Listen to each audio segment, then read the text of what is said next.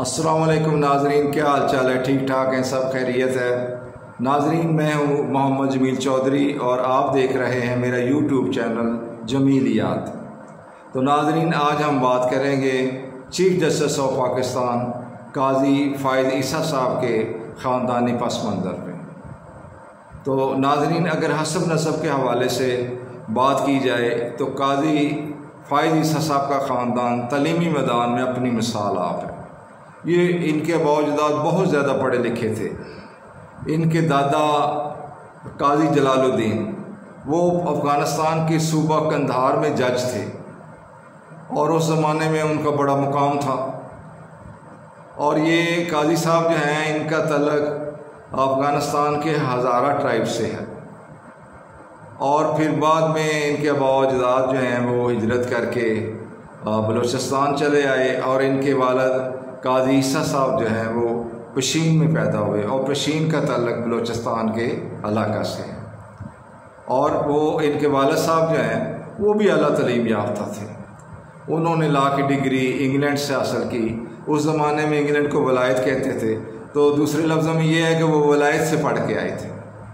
और जब वो लॉ की डिग्री लेके आए तो बम्बे बहुत बड़ा शहर था और वो फिर बम्बे चले गए और बम्बे उन्होंने एज ए वकील जो है वो प्रैक्टिस शुरू की।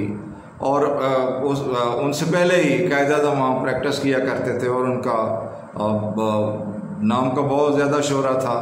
तो मुस्लिम होने के नाते इन्होंने फिर कायद आज़म से रब्ता किया और कायद आज़म की जो मकनातीसी शख्सियत है उससे ये बहुत ज़्यादा मुतासर हो गए और फिर इनमें दोस्ती हो गई। और फिर इन्होंने सबसे पहले बलूचिस्तान में ऑल इंडिया मुस्लिम लीग की बुनियाद रखी। और इनको ये शर्फ हासिल है कि ये यक वक्त सूबा सरहद और सूबा बलूचिस्तान में ऑल इंडिया मुस्लिम लीग की कैंपेन चलाया करते थे। और इनकी बहुत ज़्यादा खिदमात है। इन्होंने 37 साल मुस्लिम लीग ऑल इंडिया मुस्लिम लीग की खिदमत की। और फिर जो लाहौर कॉन्फ्रेंस हुई तो इन्होंने बलूचिस्तान की नुमाइंदगी की। और फिर आगे चल के 1940 में जब करारदाद पाकिस्तान पेश की गई तो उसमें इन्होंने बलूचिस्तान की नुमाइंदगी की। फिर जब पाकिस्तान बन गया तो आपको पता है पाकिस्तान शुरू में माशी हालात पाकिस्तान के बहुत ज़्यादा ख़राब थे। पाकिस्तान जो है वो माशी मुश्किलात का शिकार था। उसकी वजह ये है, सीधी सादी वजह ये है कि पाकिस्तान के हिस्से में जो असासे आए थे वो इंडियन हुक्मरानों ने वो गस्ब कर लिए। और वो जो नथुराम गाडसे था, मैं थोड़ा सा पस मंज़र बयान कर दूं कि नथुराम गाडसे जो है वो उनका जो महात्मा गांधी है उसके बहुत ज़्यादा ख़िलाफ़ था। क्योंकि महात्मा गांधी चाहते थे कि भाई पाकिस्तान के हिस्से के असासे जो हैं वो पाकिस्तान को दे दिए जाएं।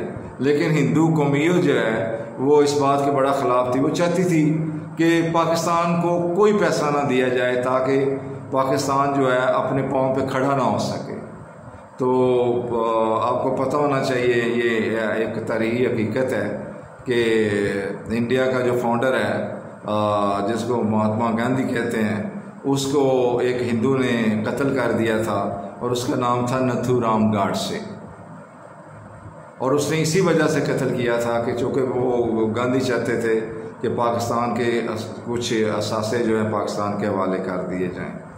तो नथुराम गाडसे को हिंदू कौमियत जो है वो अपना पीर मानती है, अपना वली मानती है।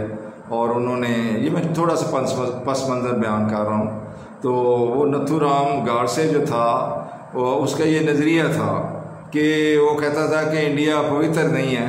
और वो महाभारत का तस्वर जो हिंदू पेश करते हैं वो महाभारत से मुराद ये है कि वो इंडिया के अलावा उसमें पाकिस्तान को भी शामिल करते हैं, बांग्लादेश को भी शामिल करते हैं, नेपाल और भूटान को भी शामिल करते हैं।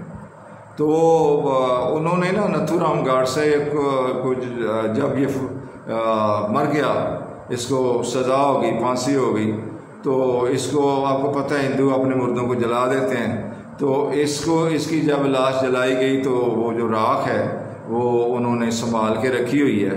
और हर साल जो है वो जो इंतहा पसंद हिंदू हैं वो उसकी राख के पास जमा होते हैं और इस बात का तहैया करते हैं कि एक दिन आएगा कि हम महाभारत हासिल करने में कामयाब हो जाएंगे और भारत को पवित्र करने में कामयाब हो जाएंगे।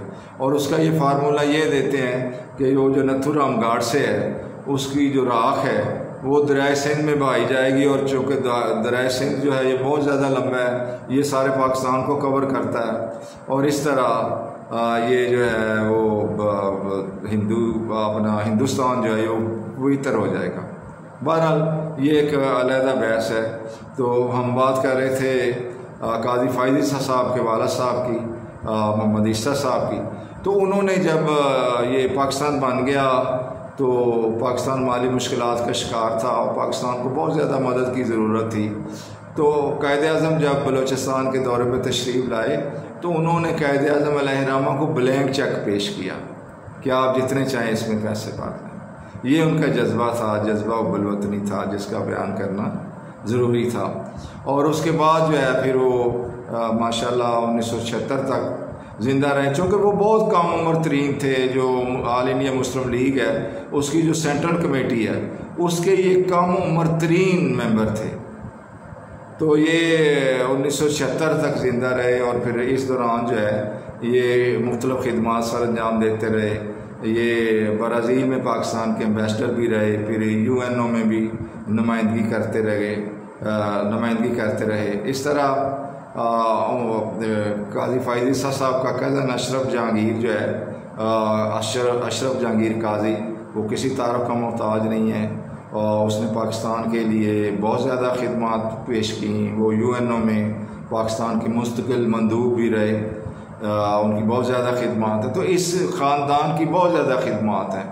तो मोहम्मद ईसा जो हैं वो भी मुख्तलिफ़ ओहदों पे रहे और इस तरह पाकिस्तान की खिदमत करते रहे। 1976 में उनकी वफ़ात हुई। तो जहाँ तक फ़ायज़ ईसा साहब का तल्लुक़ है, ज़ाहिर है ये अपना बहुत बड़े ख़ानदान से इनका तल्लुक़ है, हज़ारा ट्राइब से तल्लुक़ है।